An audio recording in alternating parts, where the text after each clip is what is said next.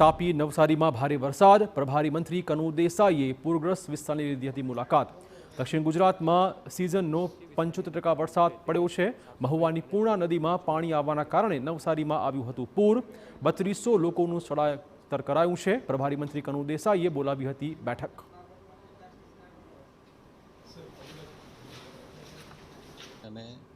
આમ જોઈએ તો સુરત જિલ્લા ખાતે સિઝનનો 75% જેટલો વરસાદ પૂર્ણ થયો છે એમ કહી શકાય।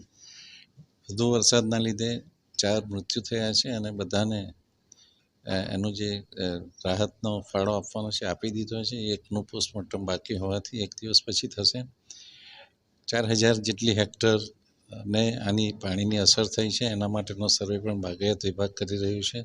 નુકસાનીનો અંદાજ આવતા એ પણ રિપોર્ટ કરવામાં આવશે અને સાથે સાથે જે વહીવટી તંત્રએ કામગીરી કરી છે એ કામગીરી પણ ઘણી સુંદર